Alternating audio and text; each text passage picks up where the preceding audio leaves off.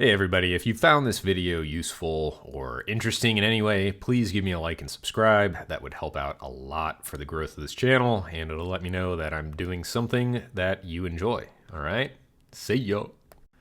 All right, another hot topic today. We have a conversation regarding mobility. And I kind of wanted to talk about this one because I keep seeing ads on YouTube from some group that wants to increase flexibility slash mobility, and they're kind of using the terms interchangeably to increase athletic performance. And it's interesting too because, you know, it's always these folks that are like in their early 20s, probably haven't really trained anybody, and they're talking about athletes specifically. And I'm always curious if they actually work with any athletes in the first place. And then if they've done anything outside of their own program and their own ideology to see if those things work. And that kind of brings us to the question of what is mobility? How do you improve it? What are some of the things that people are doing? Does it make sense? All of that good stuff. And again, I was a Division I strength and conditioning coach for a number of years, and I have a master's in exercise science. So like I'm using all of this contextually through my experiences and my education and my ability to read some of the research involved in some of that stuff to give you guys the best information that I possibly can. So mobility is essentially the ability to move through a specific range of motion.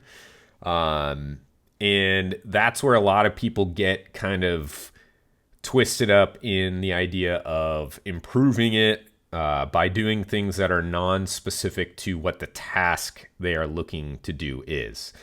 And then they also consider flexibility training this increase in mobility. And flexibility is associated more with stretching muscle.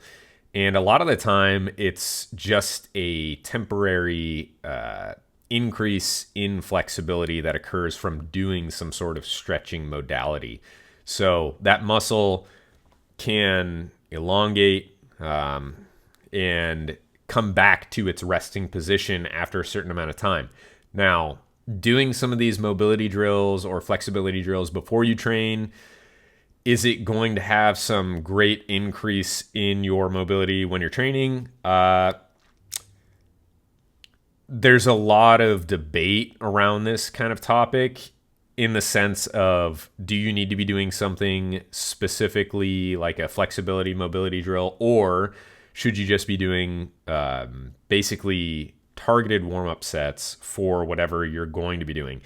And I would argue, and a lot of people would argue, that the most time efficient thing that you could do is spending time doing the thing that you want to do as your warm up to increase mobility for that specific task. So for instance, this would be like, you know, I feel tight in my hips with my squat and I don't get the range of motion that I want.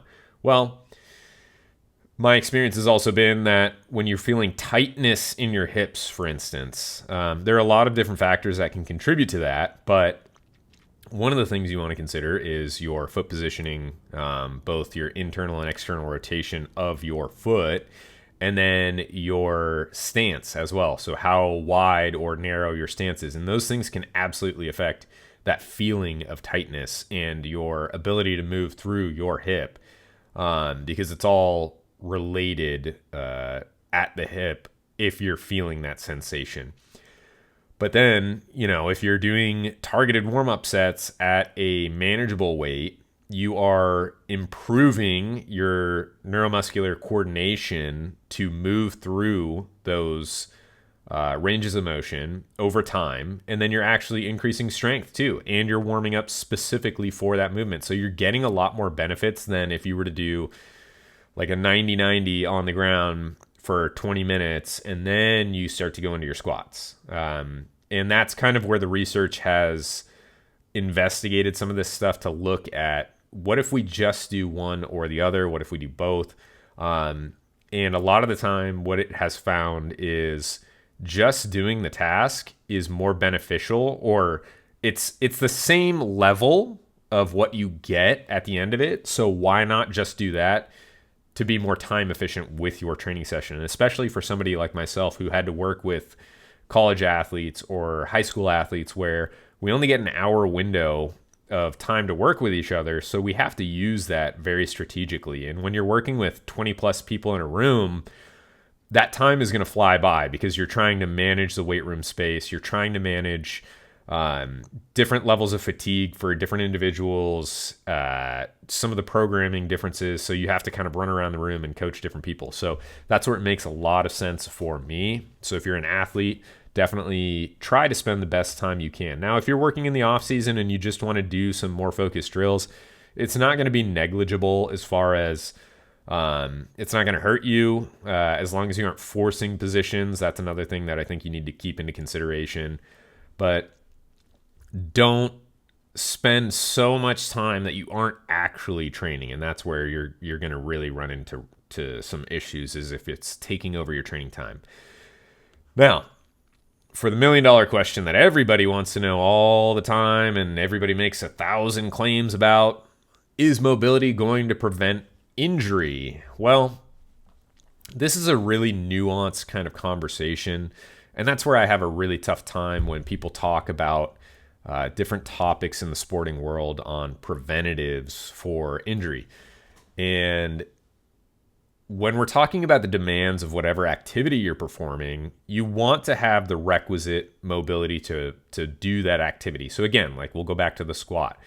If you're trying to squat ass to grass, but you're not able to, and your goal is to squat ass to grass, can you be at an increased risk of injury by forcing that position?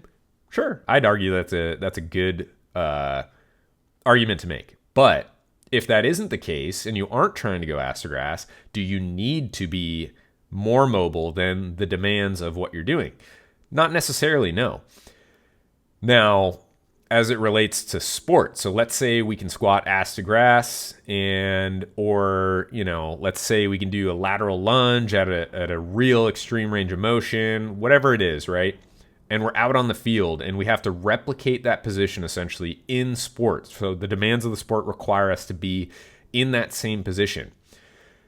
I would argue that it is good to train in that position as best as we can, but the biggest problem with injury, because it is so unpredictable, and I'm trying to be as clear as possible, injury is incredibly hard to predict. So if anybody's out there telling you that do XYZ, you're going to prevent injury, they're full of shit, just flat out, because it is damn near impossible, no matter what you do, to predict when injury is going to occur. And I can promise you this based on not only the academic research that's involved in this, but also my own experience seeing different individuals who move differently, where everyone says that person's going to get injured, and they never do. Or the opposite, someone moves perfectly, and they do get injured. But anyway, if you are put into a position rapidly in a change of range, you can't tell the body, no matter what, to be prepared for that position. So if you are put in an extreme range of motion rapidly in a sporting environment where you also have an external stimulus, so a defender, whatever it is, you are going to be increasing your risk of injury. It's just going to happen. So can you prevent it completely? No. You do want to train, and this is another important piece of this. You do still want to train through those types of scenarios. You want to replicate it as best as possible.